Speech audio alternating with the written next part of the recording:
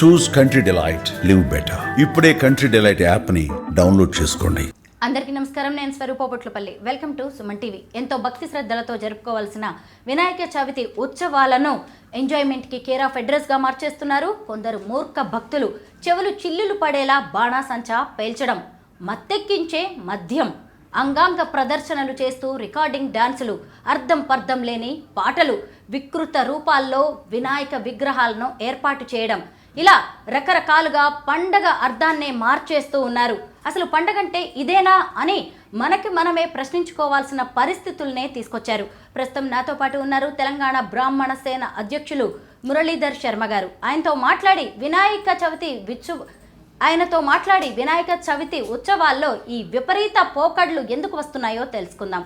నమస్తే మురళి గారు. నమస్కారం. మీరు కూడా చూస్తూ ఉన్నారు కదా, అసలు వినాయక చవితి అంటే దాని అర్థమే మారిపోయింది. అవునండి. విపరీత ధోరణులు, వికృత చేష్టలే కనిపిస్తున్నాయి.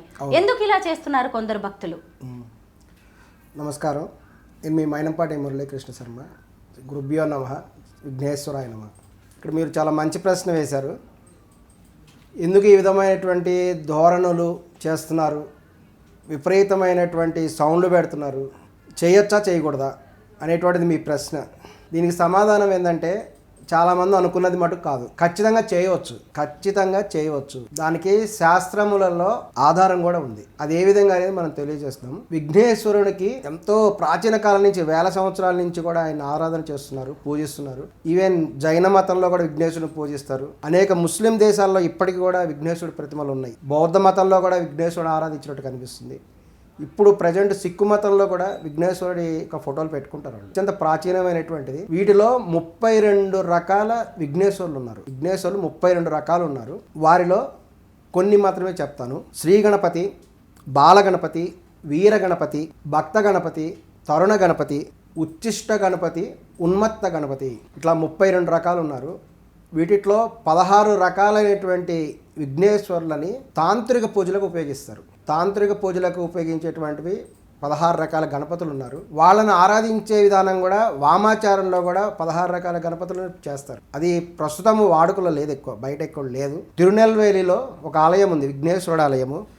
ఉచ్చిష్ట గణపతి ఆలయం కూడా అక్కడ ఉంది. విఘ్నేశ్వరుడు పూర్తి నగ్నంగా ఉన్నటువంటి దేవతని తన తొడ మీద కూర్చోబెట్టుకొని ఎడమ చేత్తో పట్టుకొని ఉంటాడు. ఆ యొక్క చూస్తే గుర్తుపడతారు. అది ఇట్లా ఎడమ చేత్తో పట్టుకొని ఆమె నడుము మీద చేసి పట్టుకొని ఉంటాడు. ఆయన విగ్రహం కూడా అలానే ఉంటుంది. ఇప్పుడు కూడా భక్తులు కావాలంటే చూసుకోవచ్చు. అది గూగుల్లో కూడా అవైలబుల్ ఉంది. ఆయనటువంటి విధానం వాళ్ళని వామాచార విధానంలో కూడా పూజ చేస్తారు. సో వామాచారం అంటే చాలా మంది తెలిసే ఉంటుంది. వారికి పూజ చేసేటువంటి విధానాలు కూడా వేరే ఉంటాయి. ఇకపోతే ఇవి వేరు కోణాల్లో మనం ఆలోచిద్దాం, ఇలా ఎందుకు జరుగుతున్నది అని చెప్పేసి. ఇంకొక కోణం ఏంటంటే, నవవిధి భక్తులు అంటారు. అంటే 9 రకాల భక్తులు ఉంటారు. 9 రకాల భక్తులలో ఒక్కొక్కళ్ళు ఒక్కొక్క రకంగా చేస్తారు. కొంతమంది కొన్ని రకాలుగా ఆరాధన చేస్తే వాళ్ళు ఇంకొక రకంగా భక్తి ప్రదర్శిస్తారు. అంటే ఇప్పుడు ఒక పండగని ఏకంగా ఎంజాయ్మెంట్కే ఒక అడ్రస్గా మార్చేయడం అనే దాన్ని మనం ఖండించాల్సిన అవసరం. ఎంజాయ్మెంట్ అనేటువంటి పదం ఇక్కడ ఉపయోగించకూడదు.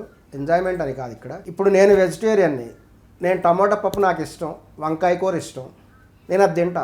మీరందరూ అదే తినండి అంటే ఎలా? కొంతమంది నాన్ వెజ్ తినేవాళ్ళు ఉంటారు, కొంతమందికి చికెన్ అంటే ఇష్టం ఉంటుంది, కొంతమందికి మటన్ అంటే. ఎవరు తినేది వాళ్ళు తింటారు, ఎవరి ఇష్టమైన ఆహారం వాళ్ళు తీసుకుంటారు. నాకు ఇష్టమైన ఆహారం నేను తీసుకున్నాను, మీరందరూ కూడా ఇలాగే ఉండండి అని చెప్పే అధికారం నాకు లేదు. ఎందుకంటే ఎవరి అలవాట్లు వాళ్ళకు ఉంటాయి, ఎవరికి నచ్చేటువంటి వాళ్ళకు ఉంటాయి, ఎవరి విధానం వాళ్ళకు ఉంటుంది. సో నేను ఒక విధానంలో విఘ్నేశ్వరుని ఆరాధిస్తాను. విఘ్నేశ్వరుడు 32 రకాలలో నేను ఒక రకమైనటువంటి విఘ్నేశ్వరుడు నేను ఆరాధిస్తాను. అనేక మంది అనేక రకాలుగా కూడా విఘ్నేశ్వరుని పూజ కూడా చేస్తారు. సో ఇక్కడ నవవీధి భక్తుల్లో నేను ఒక రకమైన భక్తి ప్రదర్శిస్తాను, ఇంకొకరు ఇంకొక రకమైన భక్తి ప్రదర్శిస్తారు, మరొకరు మరొక రకమైనటువంటి భక్తిని కూడా ప్రదర్శిస్తారు. ఇక్కడ కూడా మళ్ళీ మరొక కోణంలో కూడా వద్దాం. ఈ విధంగా జరగడానికి కారణాలు ఏంటి అని విశ్లేషణ చేసుకుంటూ వస్తే, మన దేశంలో దాదాపు 8,000 కులాలు ఉన్నాయి. ఇక్కడ కులాల మాట ఎందుకు అంటున్నారని అంటే దానికి సమాధానం మీకు వస్తుంది. ఇప్పుడు భగవద్గీతలో బ్రాహ్మణ, క్షత్రియ, వైశ్య, శూద్ర అంటారు. బ్రాహ్మణ, క్షత్రియ, వైశ్య, తర్వాత శూద్ర. వీరిలో దాదాపు 8,000 కులాలు రాజ్యాంగం ద్వారా కూడా ఉన్నాయి. వీరి గురించి ఎందుకు చెప్తున్నానంటే, ప్రతి కులానికి కూడా వాళ్ళ కులదేవత అనే వాళ్ళు ఉంటారు. కులదేవత అనే ఉంటుంది. బ్రాహ్మణులకు గాయత్రీదేవి ఉంటుంది, వైశ్యులకి వాసవి మాత అంటారు, క్షత్రియులకి వాళ్ళ అందులో శాఖ బట్టి దేవత ఉంటారు. ప్రతి కులమునికి, అన్ని కులాల వారికి వారు పూజ చేసేటప్పుడు పూజలు అడుగుతారు, మీ కులదేవత ఎవరు అనే పదం అడుగుతారు. వాళ్ళ పౌరోహిత్యం వాళ్ళ పంతులు గారు అడుగుతారు ఖచ్చితంగా, కులదేవత ఎవరు. తర్వాత గ్రామ దేవత ఎవరు. ప్రతి గ్రామానికి గ్రామ దేవత ఉంటుంది. గ్రామ దేవత ఎవరు, తర్వాత మనం మామూలుగా మనం ఎవరి పూజ చేస్తాం వాళ్ళు, ఇవి తప్పనిసరిగా అడగటం జరుగుతుంది. ఈ కుల దేవతని ఎందుకు అడుగుతారంటే ఒక్కొక్క కులానికి ఒక్కొక్క రకమైన విధానం అమల్లో ఉంది. కళ్ళుని అక్కడ అమ్మవారికి కళ్ళు నైవేద్యం పెడతారు. ఒక్కో దేవుడికి ఒక్కో రకమైన ఆరాధన ఉంటుంది. వాళ్ళ కానీ కుల దేవతకి. వినాయక ఆరాధనని చేయాల్సిన దానికి కూడా ఓ పద్ధతి ఉంటుంది కదా. వినాయకుడిని ఎలా ప్రసన్నం చేసుకోవాలి, ఎలా పూజించాలి?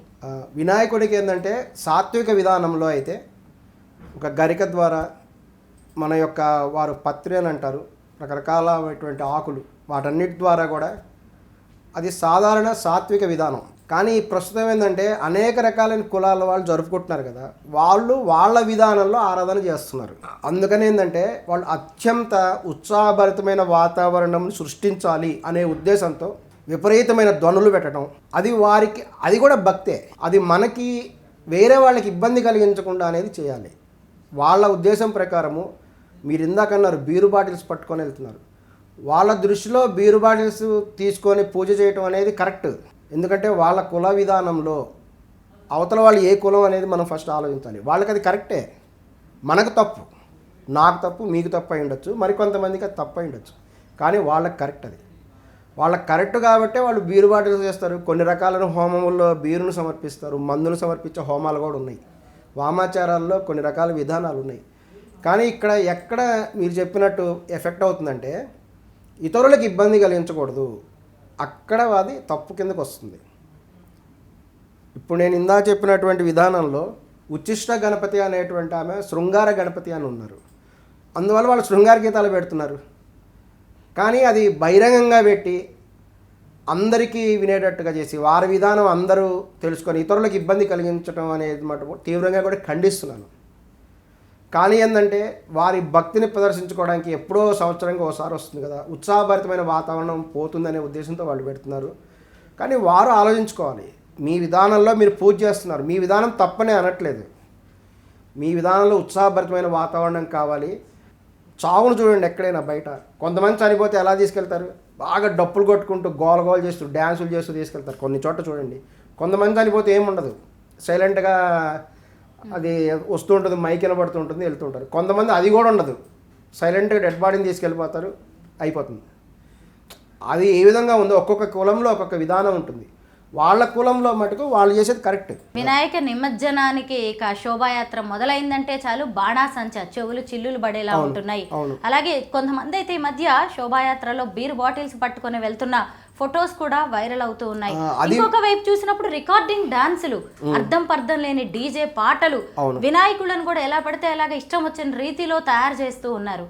ఆరాధన అనేది చేయొచ్చు అంటే గ్రంథాలలో చేయొచ్చనే ఉంది, చేయకూడదని ఎక్కడ లేదు. ఉన్మత్త గణపతి అని ఒక వేషం ఉంది. ఉన్మత్త గణపతి 32 రూపాలలో ఒక 16 రూపాలు వీటికి సంబంధించిన ఉన్నాయి, వామాచారానికి చెందినవి. అక్కడ ఉచ్చిష్ట గణపతి అంటే శృంగార గణపతి, ఆయన నృత్య గణపతి అంటే డ్యాన్స్ చేసే భంగిమలో ఉంటారు ఆయన. ఇవన్నీ ఆమోదించబడ్డాయి, అది చాలామందికి తెలియదు. మనం ఏమనుకుంటున్నామంటే వాళ్ళు ఆ విధంగా అంటే బహిరంగంగా చేయటం అనేది తప్పు. మీరు అన్నది ఒప్పుకుంటాను 100%. వారు ఆ బహిరంగంగా బీరు బాటిల్ పట్టుకొని వెళ్తే ఏమవుతుంది, వేరే వాళ్ళకి చాలా తప్పు అనిపిస్తుంది, తప్పనే అనిపిస్తుంది. ఇప్పుడు నా ఉద్దేశంలో తప్పే, అది మీ ఉద్దేశంలో తప్పే, చాలామంది ఉద్దేశంలో తప్పు. అది ఇట్లా అసభ్యకరమైన పాటలు పెట్టడం అనేది మన ఉద్దేశంలో తప్పు, మీ ఉద్దేశంలో తప్పు, కానీ వాళ్ళకి అది తప్పు కాదు. అయినప్పటికీ కూడా బహిరంగంగా ఇలా బీరు బాటిల్ ప్రదర్శించడం, అసభ్యకరమైన నృత్యాలు చేయటం, బాణసంచాలు కూడా ఒక పరిమితికి మించి ఏదైనా ఉంటే మీ పద్ధతులు మీ ఇంట్లో పాటించవచ్చు. అంతేగాని బహిరంగంగా చేసినప్పుడు మనం కొన్ని విలువలు పాటించాలి. మనం సమాజంలో బయట నలుగురి మధ్య ఉన్నప్పుడు ఒక రకంగా జీవిస్తాం, ఇంట్లో ఉన్నప్పుడు మరొక రకంగా జీవిస్తాం. ప్రభుత్వం కూడా దాన్ని తీవ్రంగా కూడా ఖండించాలి. ఆల్రెడీ కూడా ప్రభుత్వం కొన్ని చర్యలు కూడా తీసుకుంది. ఒక లిమిట్ మించి కూడా సౌండ్ పెట్టకూడదు. రాత్రిపూట కూడా 10 గంటల తర్వాత ఒక స్థాయి మించి ధ్వని ఎక్కువ పెట్టరాదు. అది ఆల్రెడీ రూల్ కూడా ఉంది, కానీ కొన్ని అమలు జరగట్లేదు. ఎందుకంటే అనేక కారణాలు ఉంటాయి. ఎప్పుడో సంవత్సరంగా ఒకసారి వచ్చేటువంటిది రోజు చేయం కదా అని వాళ్ళు కొన్ని అభ్యర్థనలు చేయటము, ఆ ప్రాంతంలో ఉండే రాజకీయ ఒత్తిడులు ఉంటాయి వాటి మీద, ఆ ప్రాంతంలో ఉండేటువంటి ధన ప్రోద్బలం, అనేక రకాలైనటువంటి అంశాలు కూడా ముడిపడి తాత్కాలికంగా చేయడం జరుగుతుంది. కానీ ఇతరులకు ఇబ్బంది పెట్టడం అనేది విఘ్నేశ్వరుడు కూడా ఒప్పుకోరు. ఆ విషయం గమనించాలి ఈ విధంగా చేసే వాళ్ళందరూ. మీ విధానం నేను తప్పనట్లేదు, మీరు చేయడం కరెక్టే. మీ యొక్క పద్ధతిలో మీ యొక్క ఉచ్చిష్ట గణపతి ఆ యొక్క విధానంలో చేశారు, దాన్ని ఒప్పుకుంటాను. వామాచార పద్ధతిలో చేయొచ్చు, దాన్ని తప్పనట్లేదు. కానీ మీరు చేసేటువంటిది ఇతరులకు ఇబ్బంది కలగకుండా చేసుకోవాలి. మీరు ఒక ఇంట్లో ఉండి ఆ విధంగా చేసుకుంటే ఎటువంటి విధానాలు చేసినా కానీ ఎవరు ఖండించడానికి కూడా అవకాశం లేదు. ఇతరులకు ఇబ్బంది కలగకుండా చేయడం అనేది పరిపాటి. మనం ఏ పని చేస్తున్నా ఎలాంటి విఘ్నాలు ఆటంకాలు కలగకుండా ఉండాలని విఘ్నేశ్వరుడి పూజతోనే ఆ పనిని ప్రారంభిస్తూ ఉంటాము. అలాంటి విఘ్నేశ్వరుడి పూజ, వినాయక చవితి ఉత్సవాలు అనేవి అర్థం లేకుండా కూడా కొంతమంది మార్చేస్తున్నారు. ఇది ఏమాత్రం మంచిది కాదు. మనం చేసే పూజ లేదంటే పండగ ఏదైనా సరే రాబోయే తరాలకి ఒక మంచి మెసేజ్ సందేశాన్ని ఇవ్వాలి. మన ఆచార వ్యవహారాలను భావితరాలు కూడా పాటించడానికి మనం ఇవన్నీ చేస్తూ ఉంటాం. పరమత సహనం కలిగిన హిందూ మతాన్ని ఎంతోమంది అనుసరిస్తూ ఉంటారు. అయితే చేతులెత్తి నమస్కరించే మన సనాతన ధర్మాన్ని ఇదా మీ ధర్మం అంటూ మిగతా వారు ప్రశ్నించే పరిస్థితిని మనం తెచ్చుకోకూడదు. ఇక నుంచైనా వినాయక చవితి ఉత్సవాలను భక్తి శ్రద్ధలతో చేసుకోవాలి తప్ప ఇష్టారాజ్యంగా చేసుకోకూడదు అని మురళీ శర్మ వంటి పెద్దలు చెబుతూ ఉన్నారు. Thank you so much Sharma గారు. థ్యాంక్ యూ అండి.